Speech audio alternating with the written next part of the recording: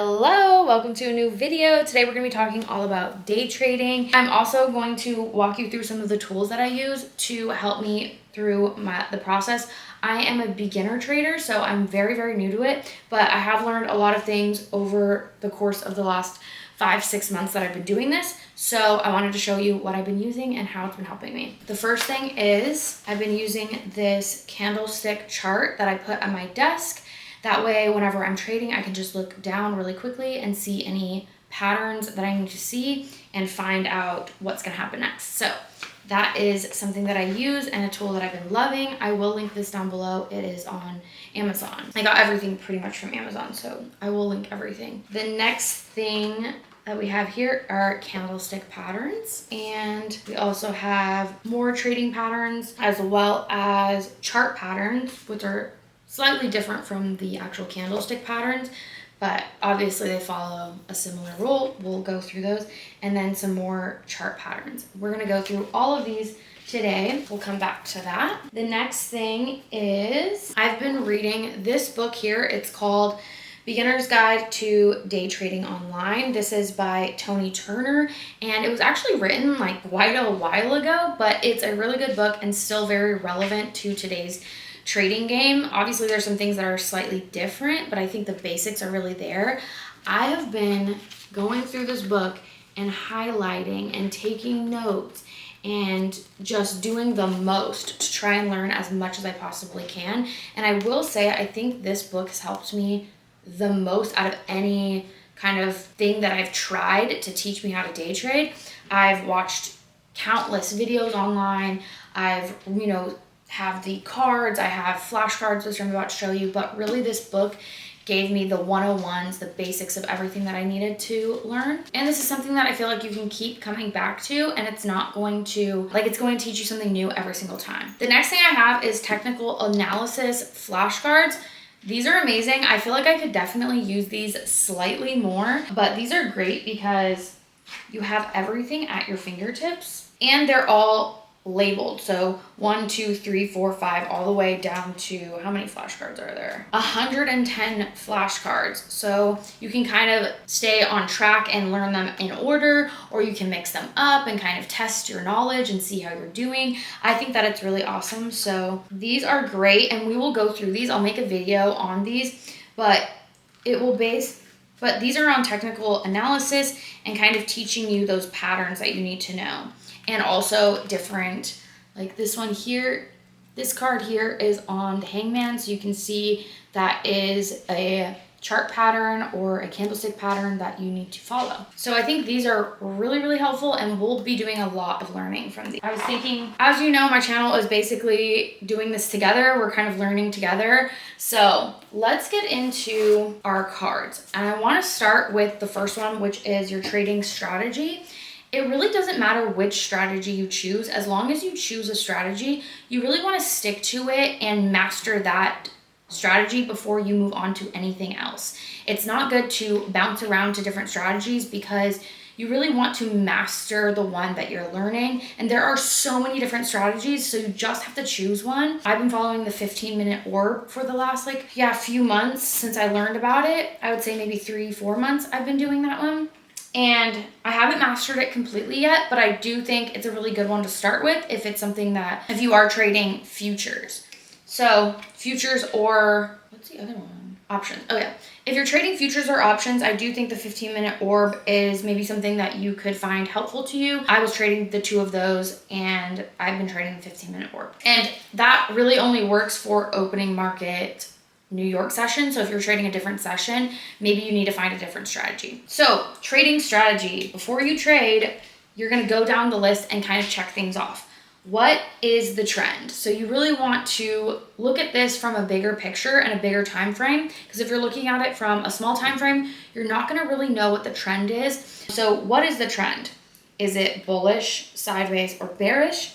And that's where you really need to make your decisions. So what is the overall time frame, or what time frame are you on, and which direction is the overall trend? Let's just say it goes sideways. That means wait for a breakout. So it's very simple, that strategy there, or not strategy. So that's very simple. if it's going sideways, you need to wait to see what happens, because going sideways is not a great thing to trade. Next thing is bullish. So if it is bullish, is price at support. So if you are thinking that this is going to be a bullish market, you want to make sure you're buying in at a support level, not a resistance level. The resistance level is at the top and support level is at the bottom. So you want to make sure it's already at the bottom if you're going to be buying to go up.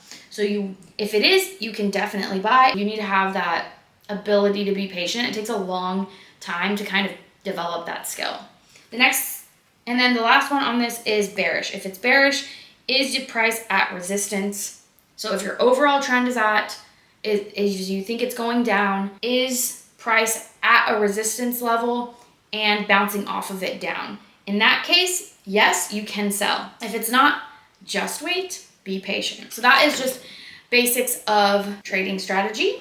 And like I said, there are many, many, many different strategies, but that's just the basics at like a very simplistic way, like simpling it or dumbing it down. That is the basics. Okay, next one we have some candlestick patterns.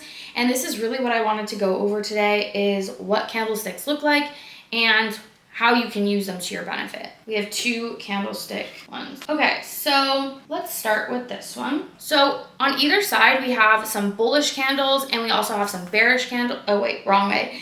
On either side, we have some bullish candles and then we have some bearish candles and we also have some neutral candles, which even if a candle is fully green or fully red, it could be a neutral candle depending on how it looks and where it's actually placed. So you want to keep an eye out for that. I wonder if I can draw these. Maybe? One second. Oh, I can't even draw them. Piece of paper. Okay. All right. So that you can see what we're doing here, I am going to draw out some of the candles for you. We're just going to do a few candles so that, because we are starting from the very, very beginning.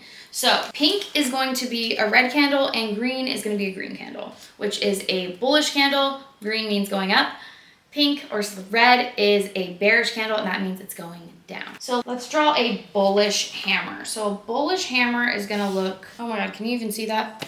A bullish hammer is going to look like a hammer and it's going to be green. So it's going to have a smaller body and a longer wick.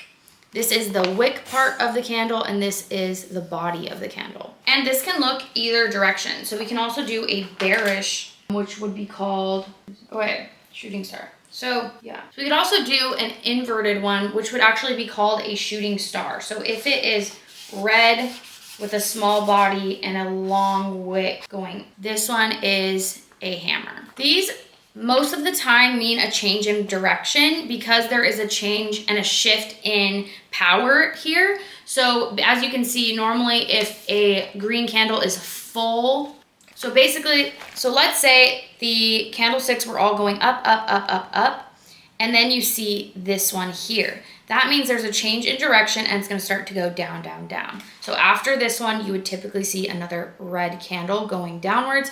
After this one, let's say it was going down, down, down, you see this hammer candle.